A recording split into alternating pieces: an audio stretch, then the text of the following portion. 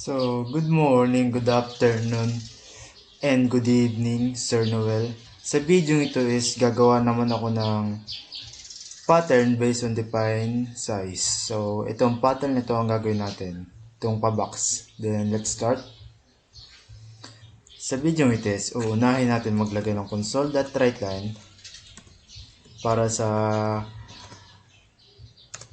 ilalagay ng user ko anong value. So, kung anong size ang gusto niya makuha. Then, type natin ang message na gusto nating ihatid. Enter the size. Then, sa baba nito is magde-declare tayo ng int size kung saan pupunta ang value na itinype ng isang user. Then, lagyan natin convert to double. So, matik na ang value na is ang maglalagay na user. So, int ang nilagay natin kasi a whole number lang naman kailangan. Hindi na natin kailangan maglagay ng mga shape. Yung mga decimal point. Then, so, dito na tayo gagamit ng for loop. Masyado malaki yung F. Then, parenthesis. Int equals 1. Ganyan. Tayo lang ako.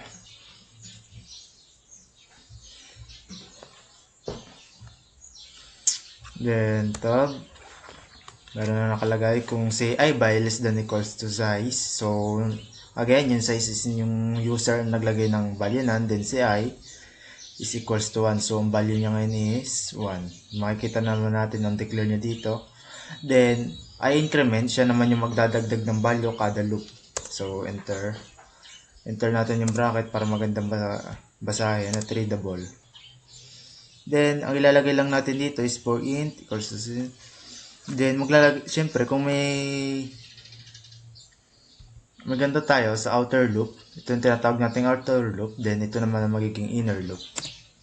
So, maglalagay lang tayo ng I is equals, hindi, nagamit na natin yung J naman yan. J equals, magandang ano nito, equals 1. So, J equals 1, then, int J equals 1. So, semicolon. Then, magiging condition natin if J is, yan, diretso na. J is less than equals size, then, bracket. Pag na-meet yung condition na nilagay natin sa inner loop, ang lalagay lang natin is if I equals 1. So, dito explain ko kung paano nangyari yan. So, mangyayari dyan kung si I is equals to 1. So, true. Kasi yung I naman is legit naman na ang value niya is 1. So, si I, at tatanda natin si I, siya yung naging outer loop natin. Kasi which means siya yung nauna natin inilagay. So, siya isang outer loop. So, kung siya is equals to 1, so magtutrue. So, mangyayari dyan, magpiprint yan ng asterisk dito. Then, dito. Kasi I lang naman yung tinutukoy, wala naman tayong nilagay na J. So, itong hilerang pababang ito, yan ay I. Then, itong si 1, 2, 3, 4, 5, yan ay si J. Yung J na nilagay natin kanina. So, lagyan natin para hindi tayo malito. Ito ay I. Ito ay J. Okay. Then, or, kapag ka maglalagay ulit tayo ng panibagong condition, then, kung yung condition na yun is gusto mong magsabay, parang hindi mo na kailangan ng maglagay ng mga else, else if, mga ganon. So, ang sunod dito natin kung si I ba is equals to size. So, ito, ayan, naging 1 tuloy na lagyan natin. I equals to size. So, ito naman, si size, naging, ano niya dito is value 5. So, parang yung magiging yung outer loop natin dito is magkakaroon siya ng row na 4 kung ang i-input natin is 4. Halimbawa na lang in-input ng user is 4. So, ang mangyayari sa outer loop, 4 yung ipiprint niya. 4 na row. Yan. 2, 3, 4. Kapag 5 naman, mag-a-add din to ng 5.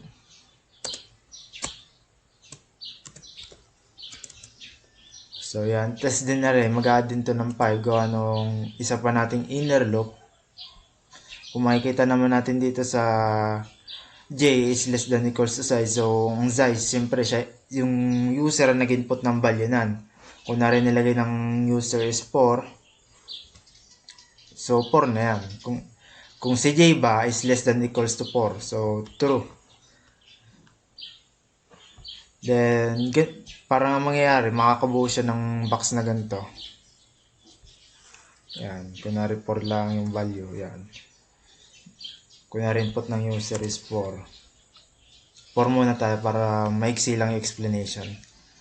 Then, another condition ulit. So, bakit I equals to size nga pala? Nalimutan ko ipaliwanag. So, dito siya magpiprint. Kasi ang value naman ni size is 4.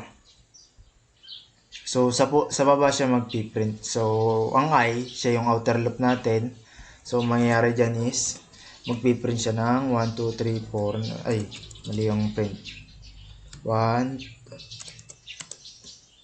2, 3, 4. So, gaya ng mangyayari dyan. So, para mangyayari yan, so, i-run natin muna para may pakita natin kung paano nagana. So, lagyan muna natin ng console.writeline para ito yung maglalagay ng asterisk na sinasabi natin.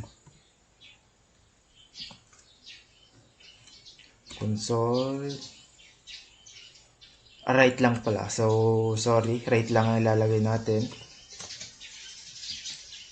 Then, asterisk. Hindi. Quotation mark muna. Then, asterisk. Then, semicolon. So, medyo late ko na itong may papasa sir kasi naging busy lang ako nitong araw. Tsaka yung Diamond, medyo inaaral ko pa. Ang hirap kasing aralin. So, arin naman is madali lang naman to. So, else, kapag ka hindi na-meet yung condition sa if. So, lalagay lang natin is space. So, parang mangyari dito yung magiging loob ng ito is magkakaroon lang ng puro space. So yun, lagay lang natin ay space. Yan. Then, red key. Para hindi tayo,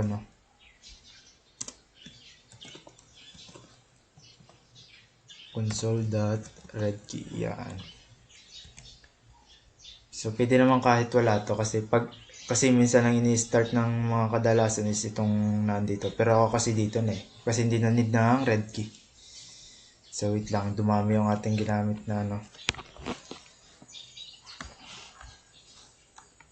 Ay, alam ko lang mali. Naglagay kasi tayo ng or dito. So, yan. Ito lang natin. Ito lang nang lumabas. Yan. Enters the size. Halimbawa is 8. Siya. May mali dito.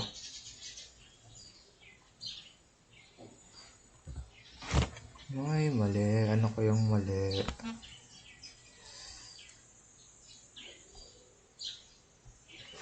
Space kaya? Sige, try natin ulit. Medyo ang bagal yan. Wala nang mali.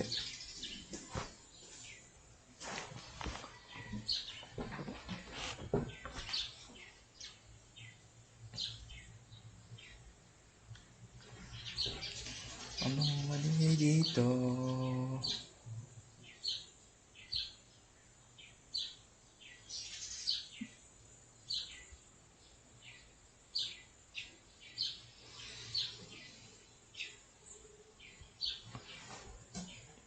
Sige, try. Pero try ko munang tapusin siguro to. Kaya hindi siguro mag-print ng ayos. So, tama naman yung code na itinip. Sige, tapusin na lang natin siguro. Alam ko na ang mali. Sorry.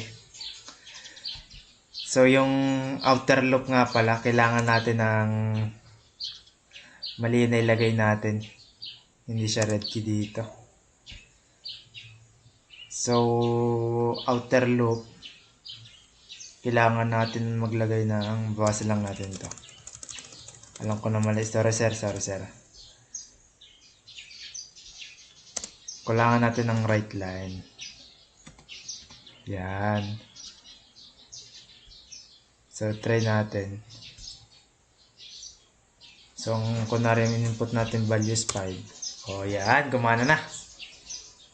Kasi, hindi nagkaroon ng loop dun sa, bawat row kung wala yung right line. So, lagyan lang natin dito ng para magandang tingnan. So, yan. So, hindi ko na lalagyan sir ng red key.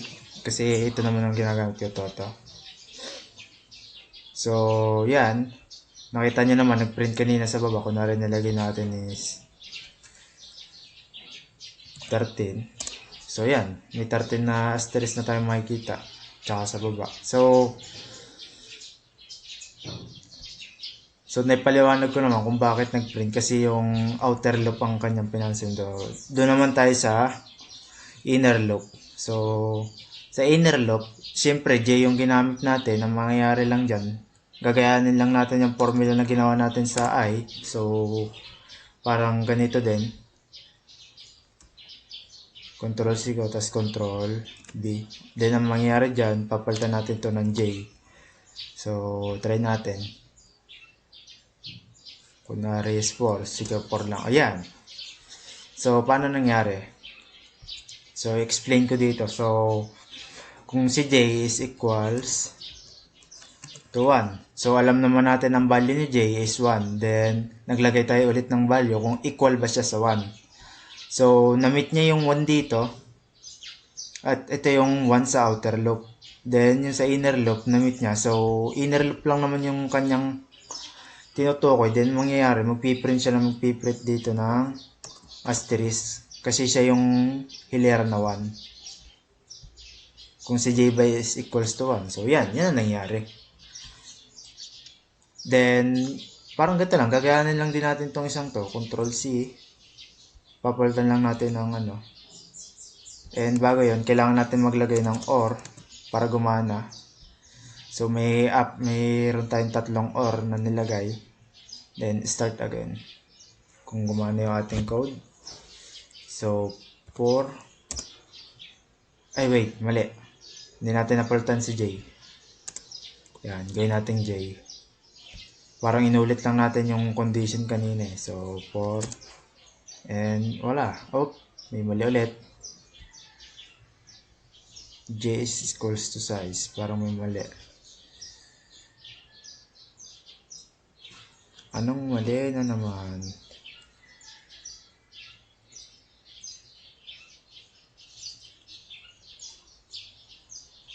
Hindi kaya may kulang ko nilagay dun sa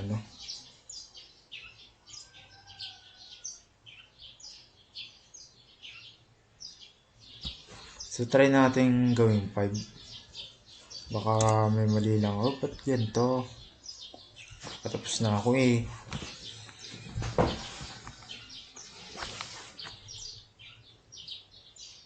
Parang nagsimula ata to sa 0.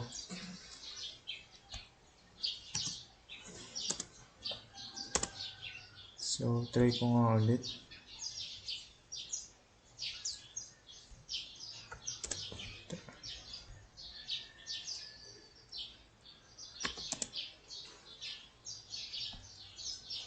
Pero tama naman. Ba't ganon? Bakit ganon? May mali na naman tayo.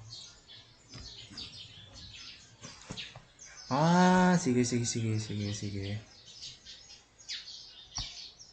Try natin maglagay ng space kasi parang kulang tayo ng space kanina eh. Ayan, okay na. So, yan po sir. Itong j equals to size is dito yan. Kasi ang value, kunwari ang input natin is 4. So, magiging 4 lang yung value ni... Magiging 4 na loop lang yung j at saka magiging 4 lang din yung loop ni I. So, si outer loop 4 lang. So, si inner loop 4 lang din. So, then, pag nag-equals daw siya sa 4, equals the 4. So, ibig sabihin, dito na siya magpiprint. Parang ganito mangyayari. So, ayan. Yun lang. Sana maintindihan